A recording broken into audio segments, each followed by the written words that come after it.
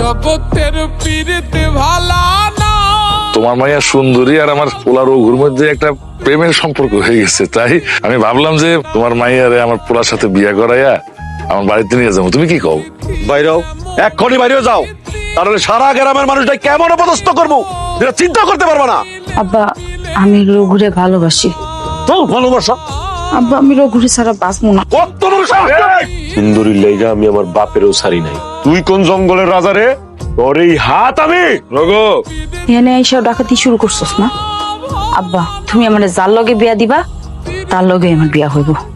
এবারে বাড়ির থেকে বাইরে হয়ে যেতে কো। শুনছো কি কইছে? সোজা বাইরে যাও। নাচতে নাচতে ড্যাং ড্যাং করে আমার সামনে দিয়া যাবি আর আমি চুপ করে বসে থাকু? আমি তোরে চাই না, সেই জন্যই আমি বিয়ের জন্য রাজি হয়েছি। তুই আমার চোখের সামনে আমার জামাই গলা কাটছস, তুই কি ভাবছস আমি তোরে চাইরা দিব? তোর লেগে আমার মা বাপের মান ইজ্জত সব গেছে, আমার মান ইজ্জত গেছে।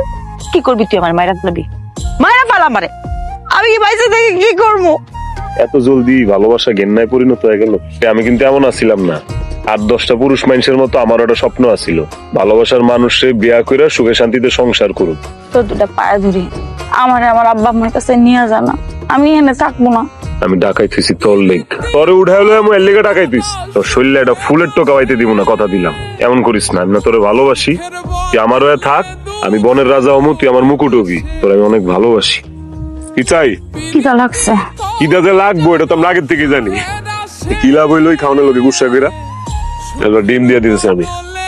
তারা সবাই যে যার মতো সাবধান হয়ে যান, আপনাদের তরফে দিয়ে ঘোরা করা হয়েছে।